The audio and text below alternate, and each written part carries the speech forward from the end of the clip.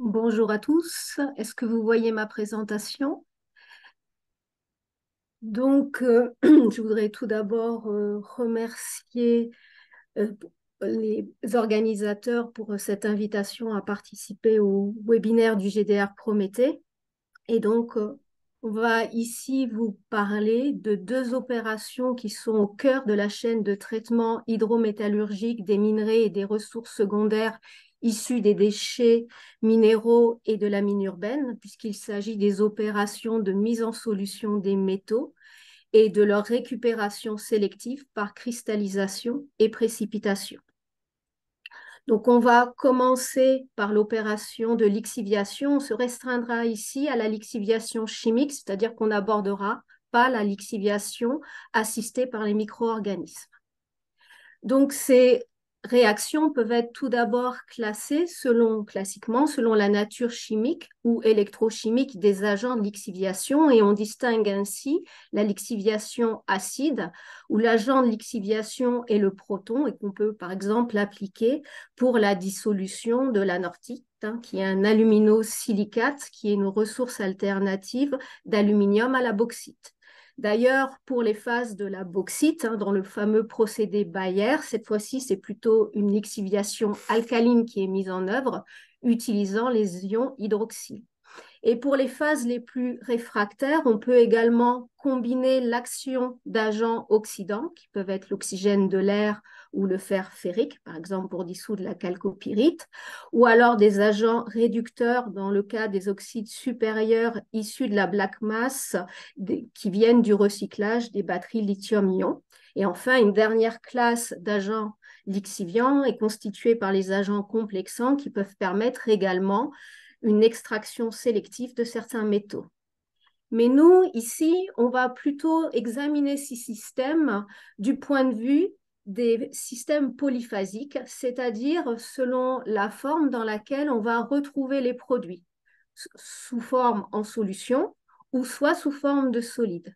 Ainsi, ces mêmes réactions, on peut les classer en deux grandes catégories, ceux qui vont conduire uniquement à des produits en solution et qui vont bien sûr s'accompagner au cours de la transformation d'une diminution de la taille des particules.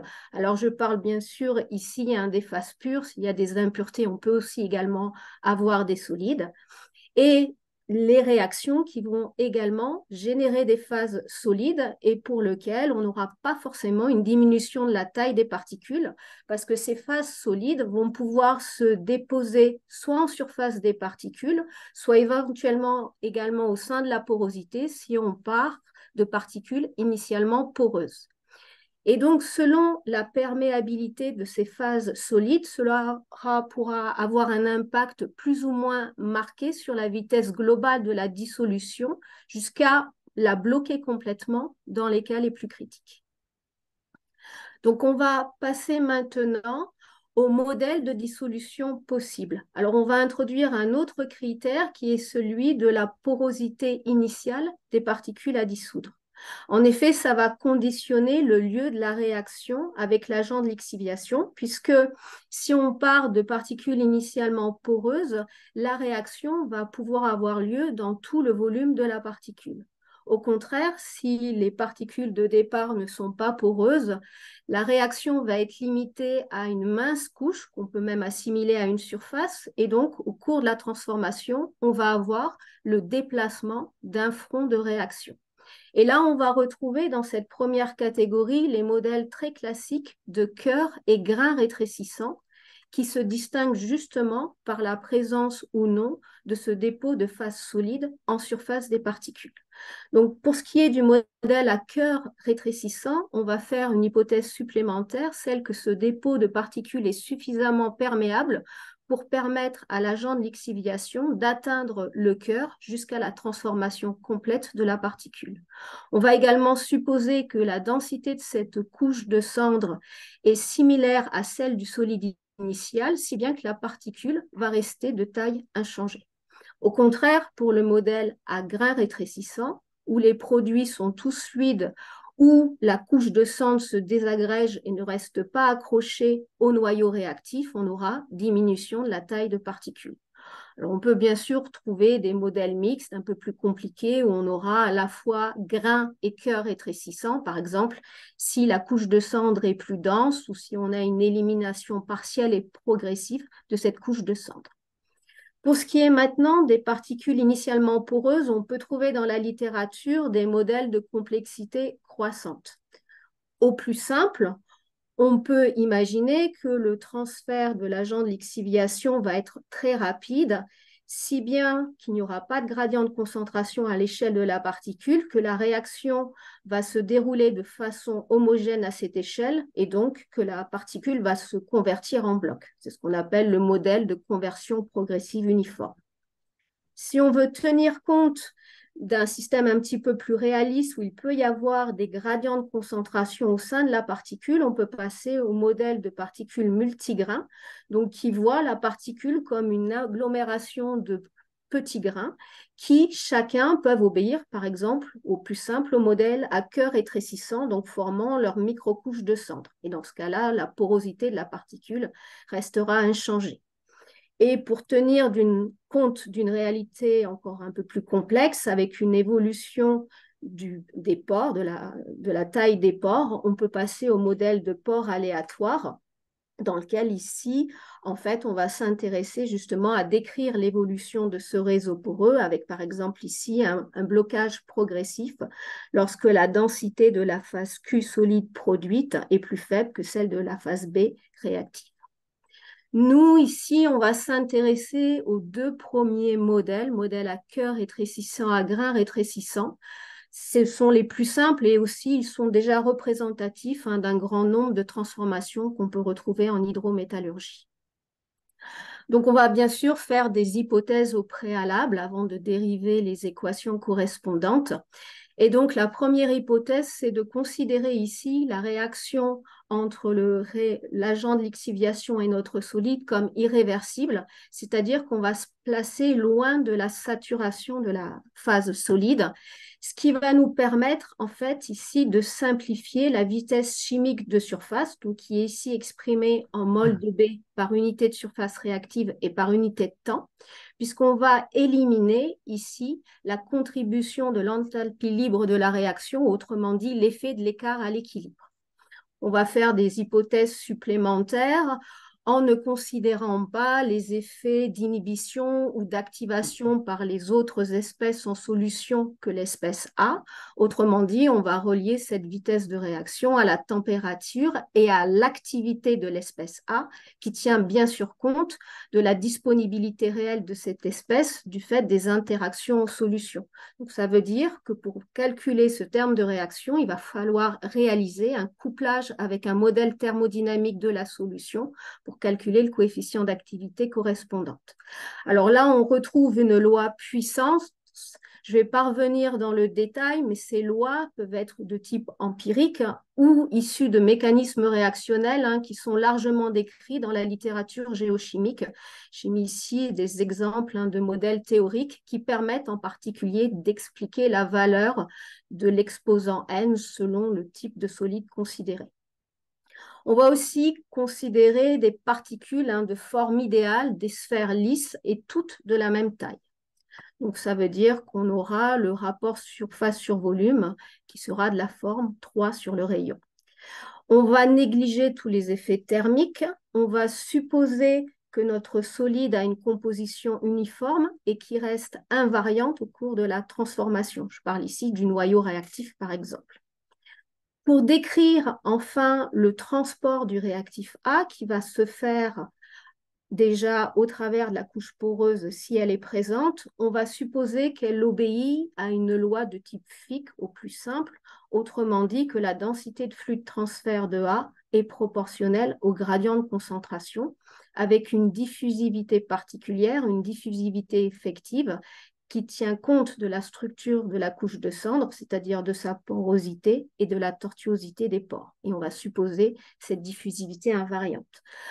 On a aussi une autre résistance au transfert à prendre en compte, celle qui vient de la couche limite autour des particules, que l'on va supposer obéir au modèle du film stagnant, et donc pour lequel la densité de flux de transfert pourra être représentée comme le produit d'un coefficient de transfert multiplié par l'écart de concentration entre le fluide externe et la concentration ici à la surface de la particule. Donc, on va s'intéresser tout d'abord au modèle à cœur rétrécissant et mis en œuvre dans le cas d'un réacteur batch agité. Donc, puisque toutes les particules au départ sont les mêmes, elles ont la même composition, la même taille, et sous cette hypothèse de réacteur batch agité où la composition est invariante dans le volume du réacteur, pour avoir la conversion du taux de solide, il suffit en fait de raisonner sur une seule particule.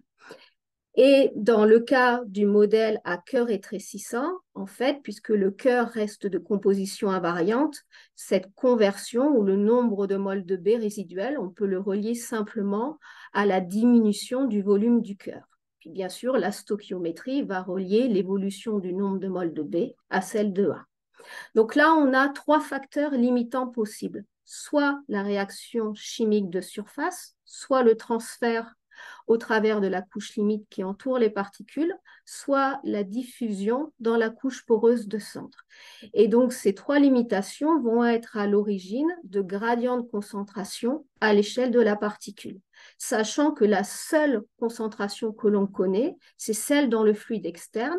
La concentration en surface de la particule ou en surface du cœur sont a priori inconnues. Et donc là, on va regarder comment dériver facilement les modèles pour les cas limites que l'on peut considérer, c'est-à-dire lorsque l'une ou l'autre de ces étapes est limitante. Alors, on va commencer par le cas du régime chimique, c'est-à-dire pour lequel l'étape limitante est celle de la réaction de surface. Autrement dit, le transport de l'espèce A est facile et sa concentration, que ce soit en surface de la particule ou en surface du cœur, peut être assimilée à sa concentration dans la masse fluide. Dans ce cas-là, pour faire le bilan sur le réactif solide B, on pourra alors faire appel à la réaction de surface, puisqu'on connaît à ce moment-là la concentration en surface du cœur, donc l'activité, puisque c'est celle de la masse fluide. On va bien sûr associer la surface correspondante qui est celle du cœur et qu'on peut relier au nombre de moles de B par simple considération géométrique avec ici un exposant de 2/3 pour le cas d'une sphère lisse. Si on se place dans le cas d'un large excès de A, on peut facilement réaliser l'intégration et ainsi obtenir l'évolution du taux de conversion du solide au cours du temps avec ici un temps caractéristique associé à la réaction chimique. Passons maintenant au régime de transfert externe.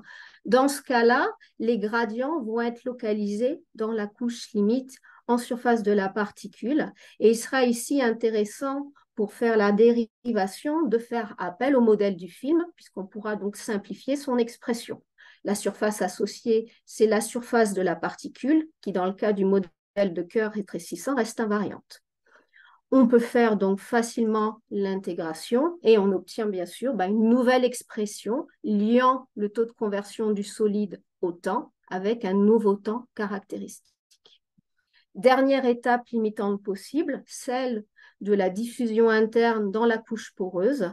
Donc là, on va faire appel au flux de transport de A au sein de cette couche. Et pour le dériver, on a besoin ici de faire une hypothèse supplémentaire qui est celle d'un régime pseudo-permanent pour A dans la couche poreuse. Autrement dit, pas d'accumulation de cette espèce, ce qui signifie en fait qu'on suppose que le transport de cette espèce est rapide par rapport à la vitesse de progression du front.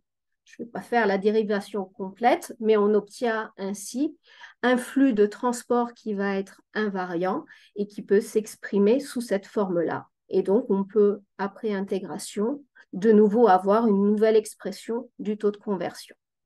Donc, je vais passer beaucoup plus rapidement au modèle à grains rétrécissants, qui est a priori plus simple puisqu'on élimine une des limitations possibles. Et donc là, cette fois-ci, le taux de conversion du solide est lié au rétrécissement même de la particule.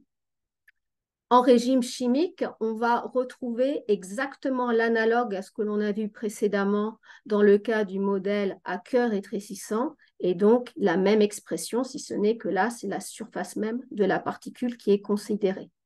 En régime de transfert externe, le début de la dérivation est la même, mais simplement si on veut faire l'intégration pour un large excès de A, il faut faire attention au fait que non seulement la surface varie au cours du temps, mais c'est également le cas du coefficient de transfert, puisqu'en fait, il est lié, il dépend du rayon de la particule courant. Donc, selon, par exemple, la fameuse relation de Rance et Marshall, et ce qui implique que cette dépendance dépend également de la valeur du nombre de Reynolds.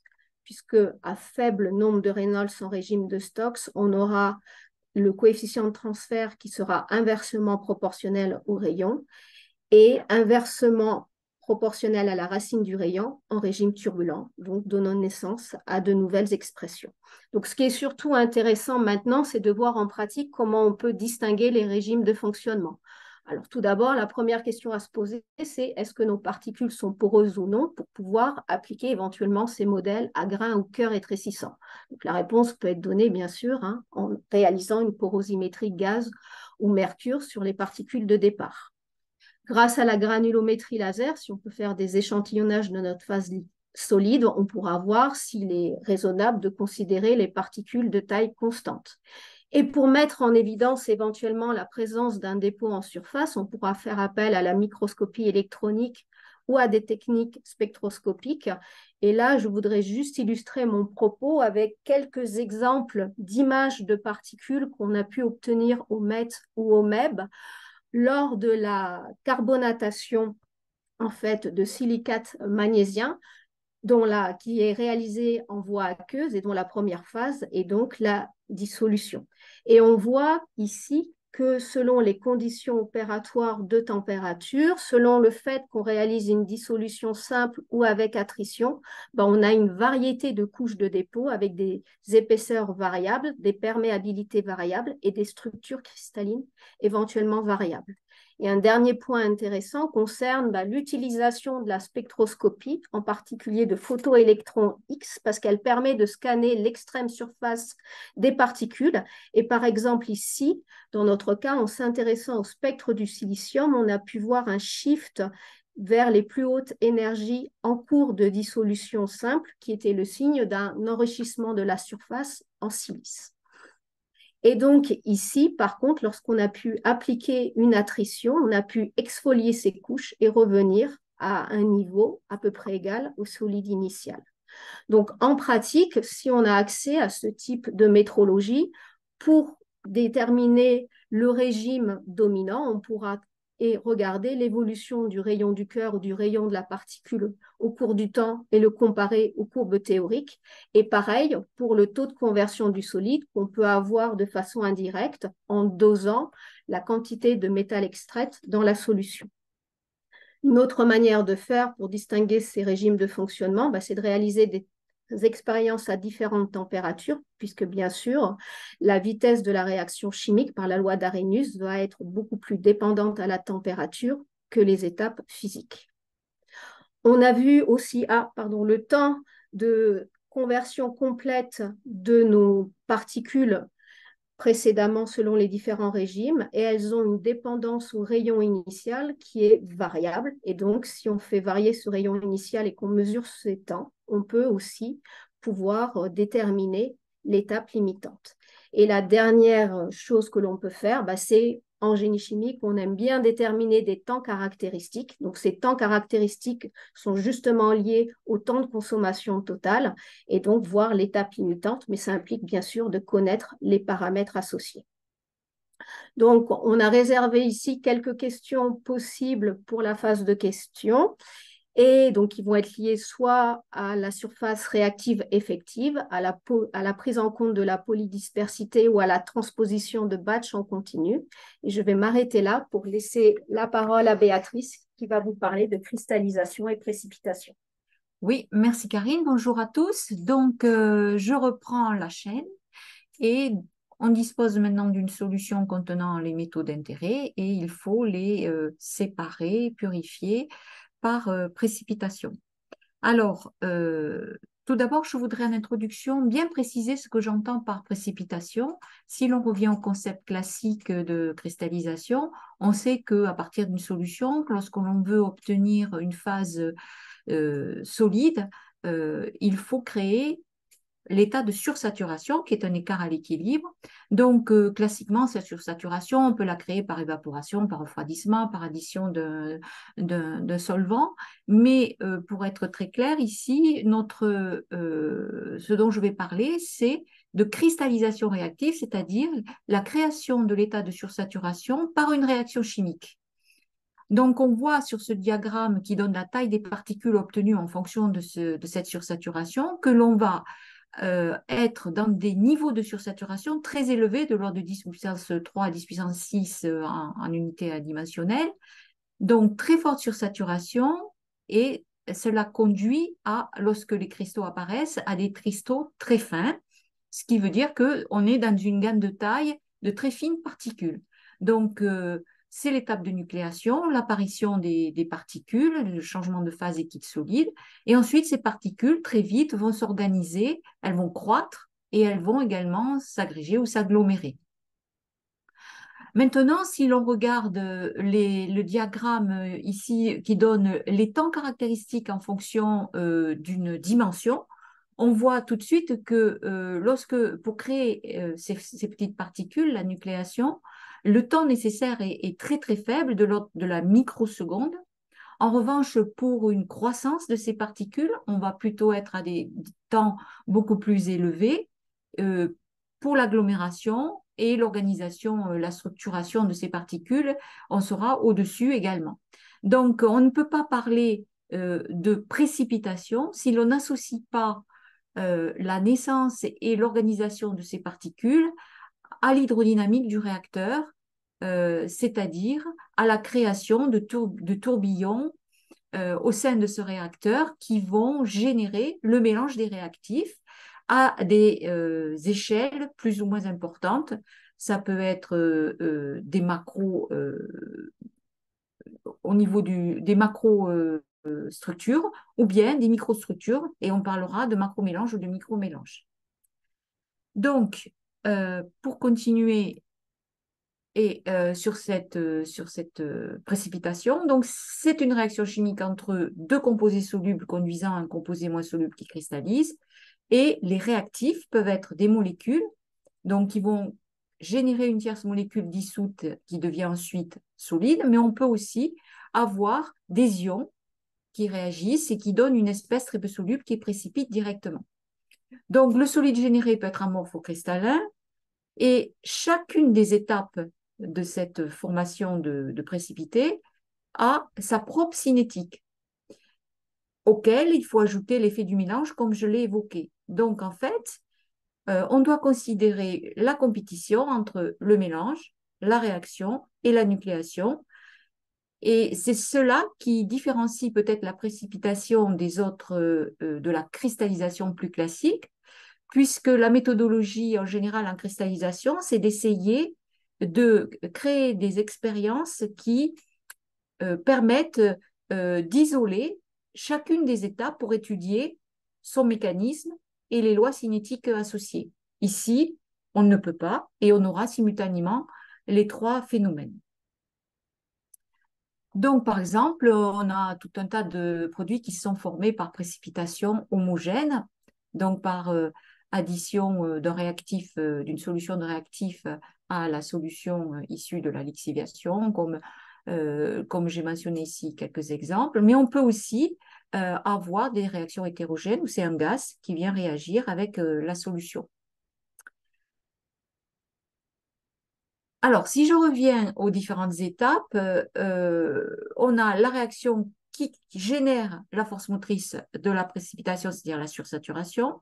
Et puis ensuite, on a l'énucléation avec différents mécanismes, comme primaire, secondaire, puis la croissance, puis l'agglomération. On a aussi le mûrissement d'Oswald, c'est-à-dire la redissolution de très fines particules qui participent ensuite à augmenter la concentration au sein de la solution et à augmenter la croissance des plus grosses. Donc, la difficulté ici, c'est qu'on n'a pas un seul composé, mais par exemple, dans le cas de composés ioniques, comment représenter la croissance? Puisque si l'on considère les mécanismes classiques de diffusion et d'intégration, ce n'est pas une espèce qu'on va avoir, mais au moins deux ions. Ensuite, on a le mélange, comme je l'ai évoqué, et là, on va s'intéresser au temps caractéristique pour connaître l'étape limitante. Si le temps de mélange est long, eh bien, ça va limiter, c'est le mélange qui va limiter la précipitation. Et donc, on comparera les différents temps pour savoir quelle est l'étape limitante. Donc, je commence, par exemple, par la précipitation entre un cation A et un anion B. Eh bien, premièrement, donc, on va créer l'état de sursaturation. Ça veut dire qu'on va calculer cette sursaturation, qui est l'écart à l'équilibre. Et pour cela, on aura besoin du produit de solubilité, qui est le produit donc des activités à l'équilibre des deux espèces et qu'on devra calculer. Et évidemment, on est loin des systèmes idéaux, donc on devra calculer un coefficient d'activité par des modèles thermodynamiques plus ou moins complexes. Ensuite, on va comparer l'écart qu'on a à cet équilibre et on définit ainsi la sursaturation, comme je l'ai noté ici. Donc, pendant la précipitation, la sursaturation est créée par réaction chimique, mais on n'a pas forcément nucléation spontanée. Et on a ce que l'on appelle un temps d'induction, c'est-à-dire un temps de latence à l'apparition des cristaux. Et puis ensuite, une fois que les cristaux apparaissent, la sursaturation diminue très vite par croissance, agglomération, autre phénomène qui peut se produire dans le réacteur en fonction de la technologie qu'on va utiliser. On peut avoir agglomération, mais aussi attrition, brisure. Donc, d'où la difficulté de prendre en compte l'ensemble des phénomènes pour avoir la propriété finale, qui est souvent la forme et la distribution de taille des particules.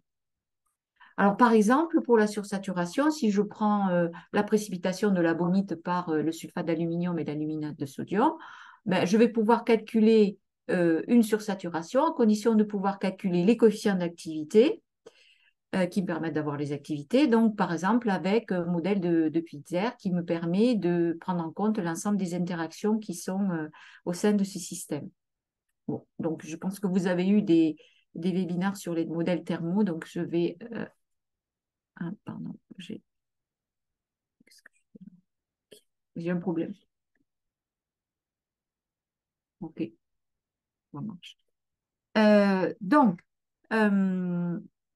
si l'on revient à la réaction, donc au cinétique, c'est ce qui nous intéresse aujourd'hui. Donc, les différentes étapes. Tout d'abord, la réaction, c'est une expression classique. Et tout de suite, la chose à laquelle on va s'intéresser, c'est le temps de cette réaction qui est à peu près inversement proportionnel au coefficient de la cinétique de réaction. Et on va le comparer au temps de mélange et de réactifs que j'exprimerai après. Et on va faire la même chose pour les cinétiques de nucléation. Donc ça, ce sont des expressions ici que j'ai données en fonction des différents mécanismes, sans doute que vous connaissez. Donc la nucléation primaire homogène, c'est quand on part d'une solution limpide à laquelle on ajoute un réactif. On peut avoir l'expression de la cinétique de nucléation en fonction de la sursaturation. Et ce fameux temps d'induction qui en fait représente le temps de nucléation, on peut en avoir une expression en fonction de la diffusivité, de la sursaturation et du diamètre moléculaire de l'espèce. Mais dans les réacteurs industriels, on a souvent une nucléation hétérogène, c'est-à-dire qu'on a des surfaces, des impuretés, des particules étrangères au sein du réacteur qui font qu'on peut avoir une nucléation générée par ces surfaces, donc hétérogènes, catalysée par ces surfaces, et donc on corrige l'expression de la nucléation homogène par un facteur qui tient compte de l'angle de contact entre les nucléi. J'ai des problèmes de connexion. Excusez-moi, problème de connexion, j'espère que vous m'entendez. Entre les nucléi et l'interface solide-liquide.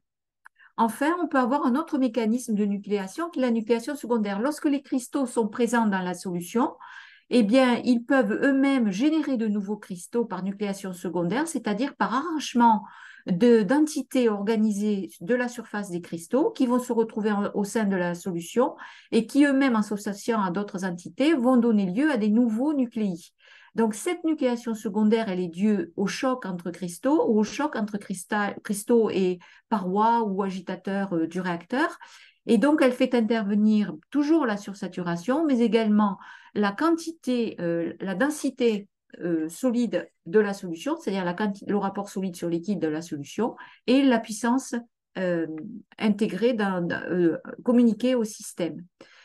En précipitation, cette nucléation secondaire est moins importante car on atteint des sursaturations très très élevées et on a immédiatement une nucléation primaire qui se produit et une diminution drastique de la sursaturation qui fait qu'on passe plutôt en croissance et en agglomération directement.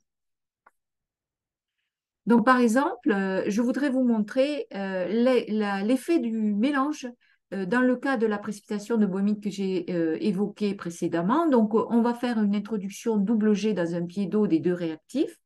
Et là, on voit que en fonction du temps d'ajout des réactifs, le niveau de sursaturation est différent au cours de la précipitation. Évidemment, plus on a des temps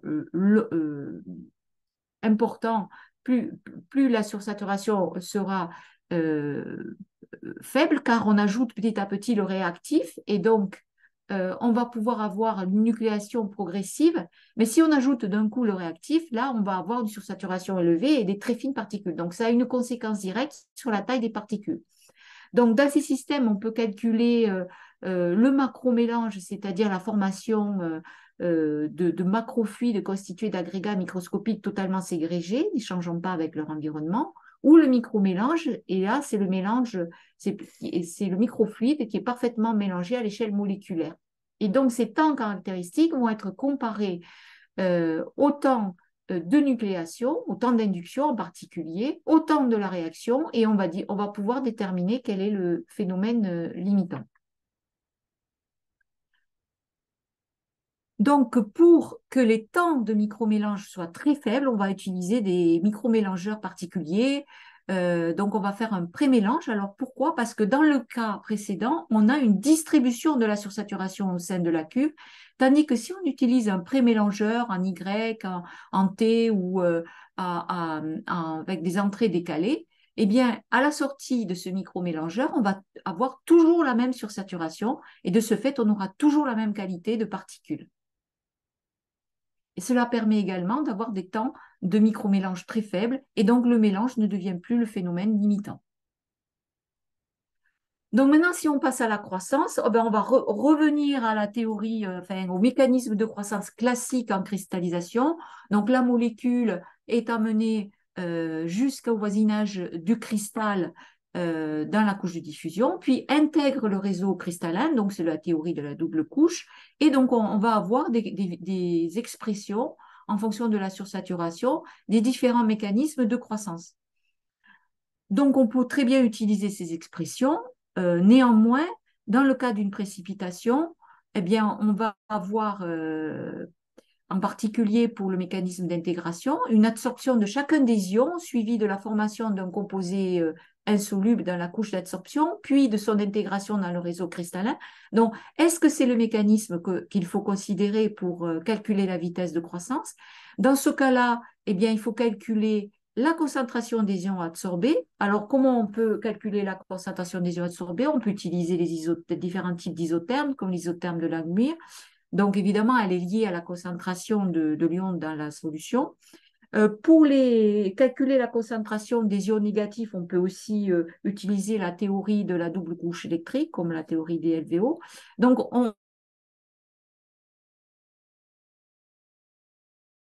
de croissance au niveau de la précipitation de deux espèces ioniques, il va falloir dévier de ce dernier phénomène, l'agglomération. Là, c'est un phénomène qui est très fortement lié, bien sûr, à l'hydrodynamique du réacteur, c'est-à-dire que pour que deux particules s'agglomèrent, il faut qu'elles se rencontrent d'abord. Et une fois qu'elles se sont rencontrées, il ne faut pas qu'elles repartent chacune de leur côté. Donc, il y a la probabilité de collision qui rentre en compte et l'efficacité de cette collision. Il faut décrire cela en milieu sursaturé pendant que les particules grossissent dans le réacteur. Donc, c'est un phénomène qui est difficile à dissocier de la croissance et le nombre et la taille de monocristaux par agglomérat est difficile à décrire de façon très précise. Alors, ce que l'on fait donc de façon très simple, c'est qu'on va prendre beaucoup d'hypothèses simplificatrices, on va supposer que les particules se rencontrent deux à deux et écrire cela comme une réaction chimique de deux entités. Pour chacune des entités, eh bien, elle va participer à la formation d'un agglomérat, mais elle-même peut être un agglomérat. Donc, on peut avoir deux agglomérats qui se joignent.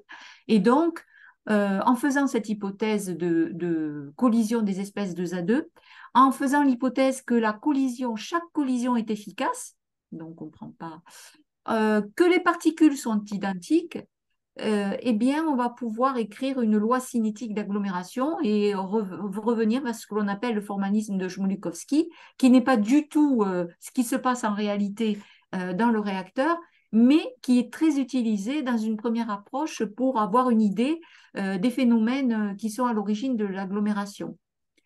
Donc, cette approche va permettre d'écrire les cinétiques d'agglomération, ici, de sommer sur l'ensemble des entités cette cinétique d'agglomération, et ensuite on va pouvoir intégrer avec des hypothèses très simplificatrices le...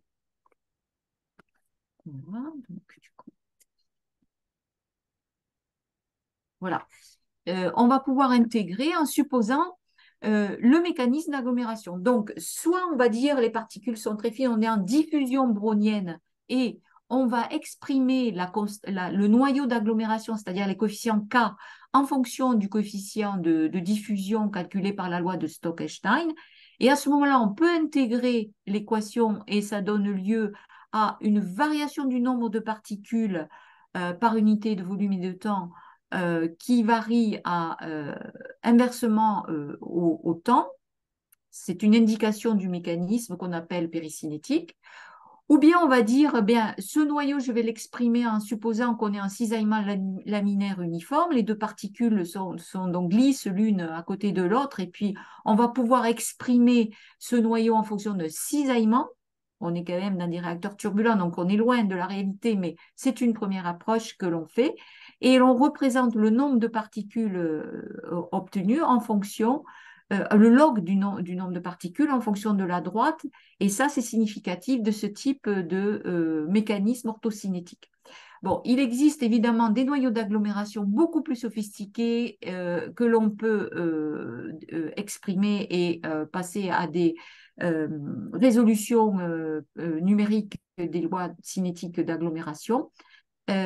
Également, il existe des couplages entre les modèles hydrodynamiques par CFD, par exemple, et les modèles d'agglomération. Donc, finalement, qu'est-ce que l'on fait en pratique? Quelque chose qui est peut-être encore plus simplifié, c'est que on mesure au cours du temps la distribution de taille des particules lors de la précipitation. On écrit un bilan de population qui est en fait un bilan, comme un bilan classique, entrée moins sortie égale agglomération, mais exprimé en nombre de particules par tranche de taille, c'est-à-dire en densité de population.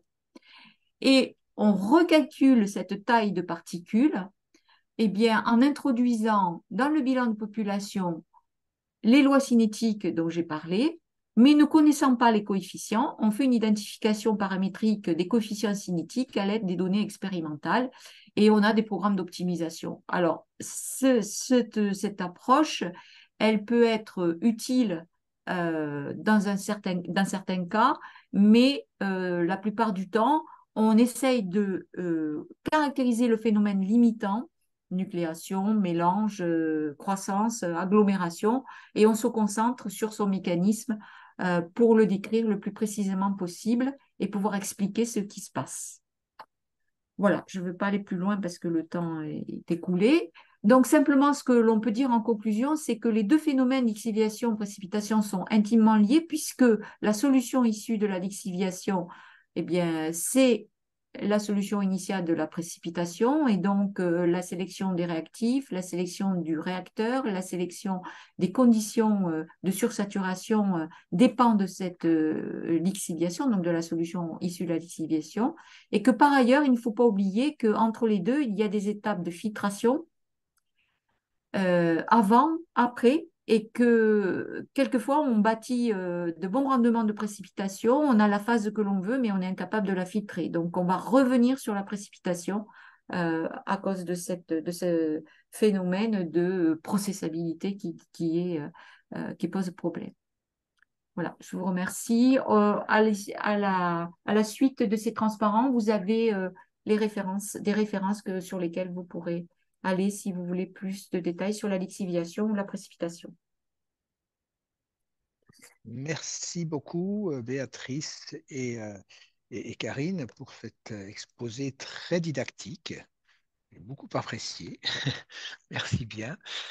Je ne vois pas encore, sauf si je n'ai pas la bonne image devant moi, mais je ne vois pas encore de questions venant de l'auditoire. Euh, Moi, j'en aurais une, peut-être rapidement, pour Béatrice en particulier. Tu parles beaucoup de la sursaturation, ce qui est évidemment Oui, le point de départ pour le calcul de la précipitation et de la taille des grains. Mais en réalité, il peut y avoir, cette sursaturation est toujours donnée par rapport à un type de cristal donné. oui, tout Or, à fait, dans la pratique, il peut y en avoir plusieurs. absolument. Euh, et dans ce cas, on peut voir apparaître, j'imagine, des cristaux auxquels on ne s'attendait pas au départ. Comment faire le choix, enfin, le choix pertinent au départ voilà, Oui. de la bonne sursaturation, si j'ose dire. Oui, eh bien, en s'adressant aux gens qui font de la modélisation thermodynamique, par exemple, comme toi, parce que Merci, balle bien fina- envoyé. finalement, ce qu'on va essayer d'écrire, c'est tous les équilibres susceptibles d'être présents dans la solution. Quand on fait la réaction, on va écrire toutes les espèces qui sont susceptibles et on va essayer de voir quelle phase il est possible de former, mais on ne va pas le faire expérimentalement. On va d'abord, bon, avec Laurent, on fait ça, enfin Laurent fait ça avec différents types euh, de, de modèles thermodynamiques de calcul d'équilibre liquide-solide, comme Frixé ou Olai, etc. Et donc, on va essayer, les modèles vont nous dire, bon, ben, telle phase va se produire à tel pH, telle température, telle concentration en réactif, normalement à l'équilibre. À l'équilibre. Après, on pourra mettre en œuvre la précipitation en se disant on veut telle phase, mais on aura bien sûr tous les problèmes cinétiques qui vont apparaître peut-être à cause du mélange, de création d'une phase intermédiaire, ou etc. Mais les modèles sont cruciaux à ce stade-là pour pouvoir prédire les phases qu'il est possible de former. Et ça dépend beaucoup des données qu'on a dans les bases de données des modèles thermodynamiques, évidemment. D'accord. Merci, merci. Et entre-temps, il y a plusieurs questions qui sont apparues dans le chat. Donc, une première venant de Frédéric Feunier. Bonjour. Dans le cas où des agents chimiques sont ajoutés à l'étape de l'exciviation, comment leur impact est-il pris en compte dans la modélisation présentée? Alors, les agents chimiques, donc de toute façon, le premier agent qu'on prend en compte, c'est l'agent principal, par exemple, qui va être le proton ou l'ion hydroxyle. Après, en toute rigueur, s'il y a plusieurs agents qui peuvent intervenir, ça veut dire que tous les phénomènes que l'on a vus, on doit les prendre en considération pour ces différents agents et donc écrire un bilan par espèce éventuellement s'il y a plusieurs agents impliqués dans la réaction. D'accord, merci. En particulier, donc Alors, écrire dans ouais, la couche le bilan sur l'espèce A, que je n'ai pas ouais, détaillé, et donc ouais, l'écrire pour toutes les espèces en fluide qui peuvent intervenir. d'accord. Je passe à la question suivante. Donc, bonjour, merci pour votre présentation. Si on a un réacteur qui n'est pas parfaitement agité et donc on peut supposer que les réactifs n'est pas toujours parfaitement disponible, peut-on quand même utiliser les modèles de dissolution des particules présentés? Alors, oui, mais en fait, il faut les moduler par un bilan sur l'espèce A qui va traduire la concentration locale de l'espèce A, en fait. C'est-à-dire qu'il va falloir définir au niveau de notre réacteur l'hydrodynamique, donc qui peut être piston, parfaitement mélangé ou plus compliqué. Et donc, puisque en fait, ce qu'on a pu voir, c'est que les temps caractéristiques dépendent de la concentration de A. Donc, il faut avoir un bilan sur l'espèce A capable de traduire la concentration locale de A. Et donc, dans cet élément de réacteur où on pourra considérer localement cette concentration de A comme uniforme, on pourra du coup appliquer ces modèles vus à l'échelle de la particule. Ok, merci, je pense que c'est clair. Comment couplez-vous ensuite ces lois cinétiques, donc que ce soit en lixie ou en précipitation, comment couplez-vous ces lois cinétiques avec l'hydrodynamique du réacteur, dissolveur ou précipitation? C'est un peu semblable à la question précédente, je pense.